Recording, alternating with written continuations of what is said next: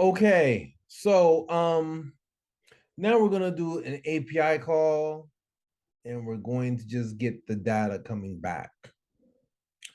But what I want to do is make something clear. So now I'm really going to explain escaping closures and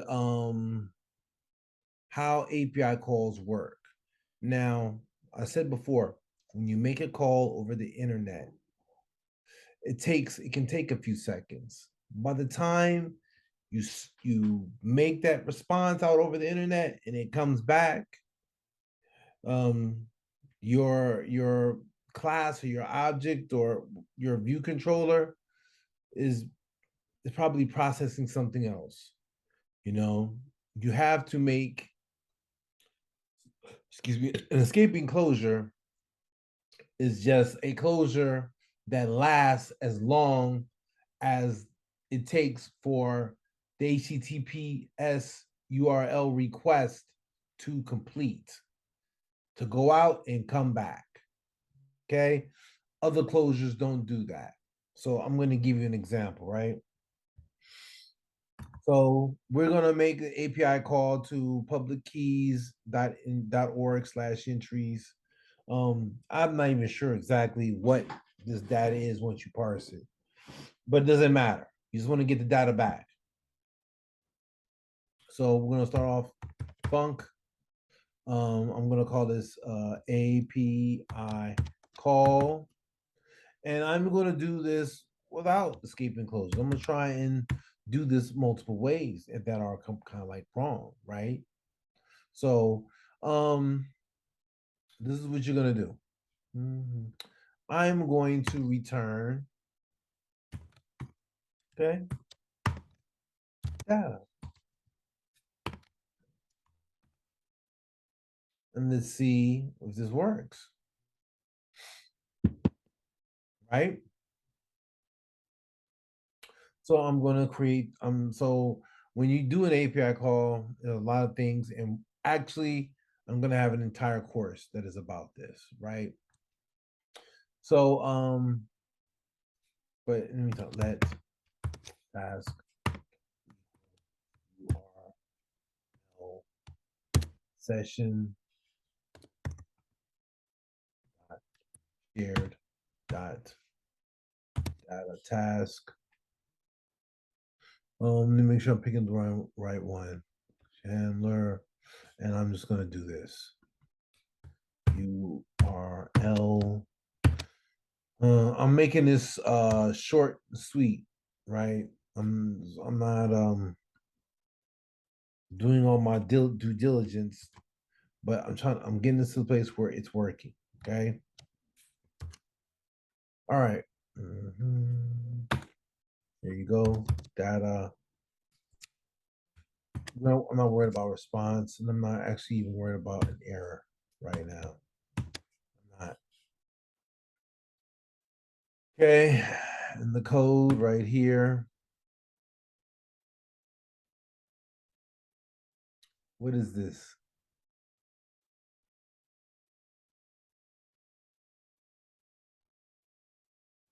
Oh, Jesus.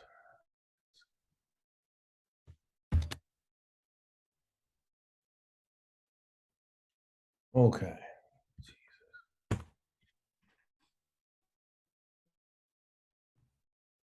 All right. And then I have to say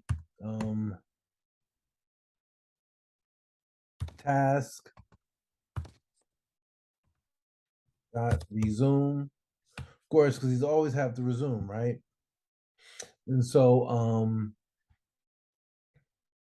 gonna create a property var data of type data, and this is gonna be set. So I'm gonna say guard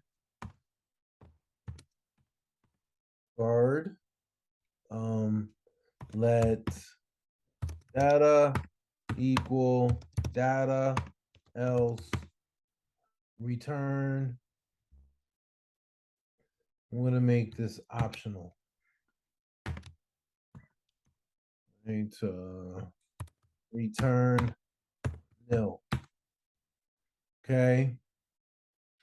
And otherwise, if this is here, I say self, the reference self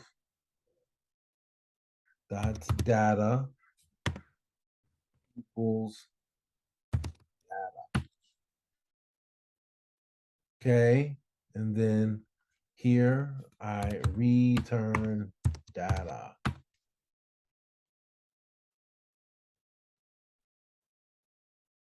Can I find self in scope? So what does that? That mean there's no, I don't need self. Expected void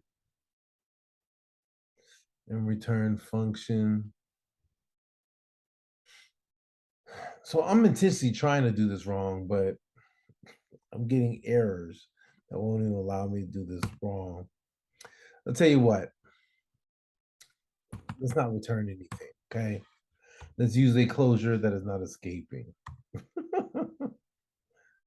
All right, here we go. So let's see. Let's expected return value. There is no return value.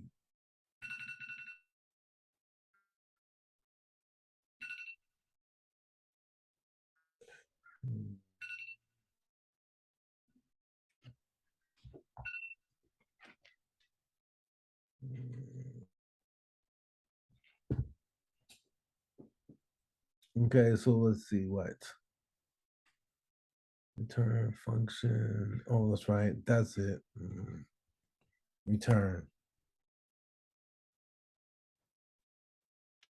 Cannot assign data to guard to a let constant. I'm not assigning it to a let constant. First of all, get rid of this and get rid of this. Okay. All right. So now I should be able to say completion, right? And this should be of type data, right?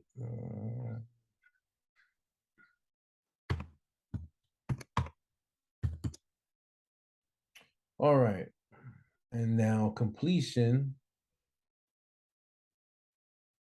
can I find data in scope? Of course, because I need to put the type data.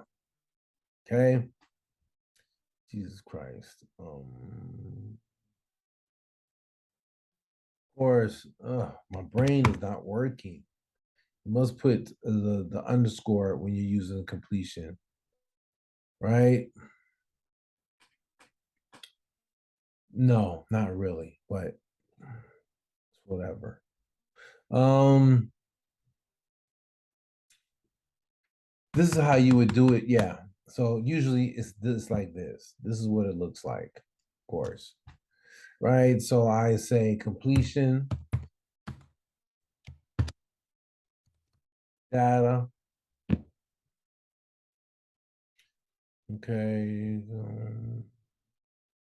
And of course I get this error. Capturing closure captures non-escaping parameter. And yes, so this is showing you that it must be escaping. Escaping means that it lasts the lifetime of the HTTP call or whatever task is taking place. Fix that. I'd say at escaping. And now everything is good in the hood. Um, so now, and of course, there's a lot of other things that are missing. This is just the basic functionality of it. So I say API call, right? Data print, right?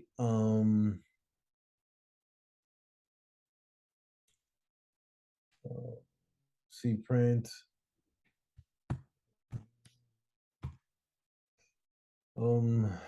This is the result. This is the results.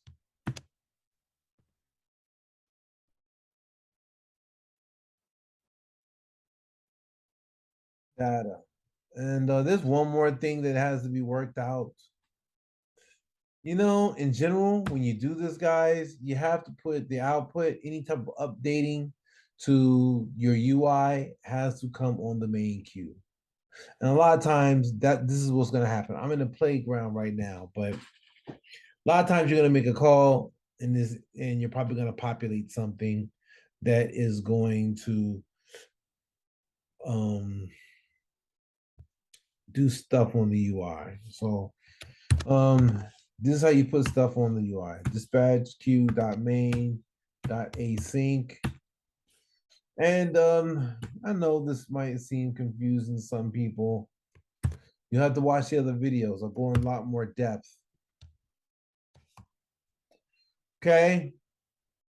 Then I click here. See how long it took a few seconds, right? Now I can do .main.async after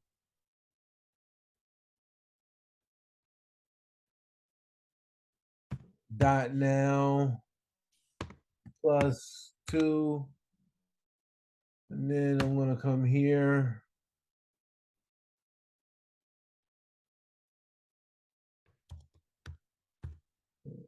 Async after.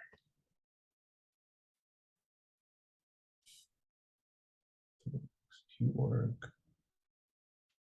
Execute work. That's it. .now +2.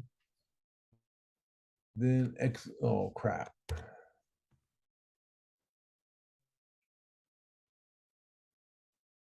X.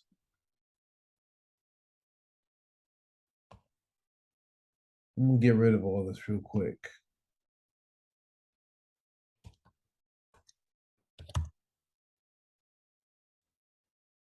As you can see, sometimes even I get a little bit. Okay, there we go.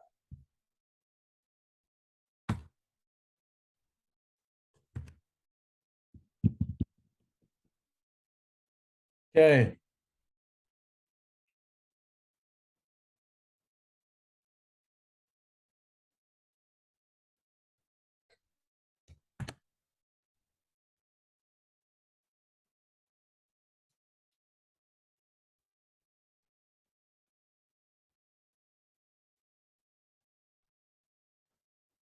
And I took 3 seconds for it to load. Do this again. I took a specified amount of time. 1, 2, 3. And there you go. 3 seconds. And of course, I can also do, you know, dispatch queue.main.async. And that's right up the alley. Completion data.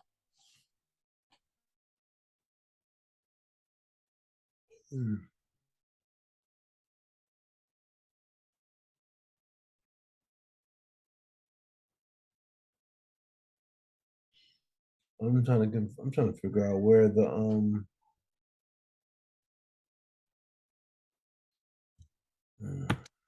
I'm trying to figure out where I owe another bracket.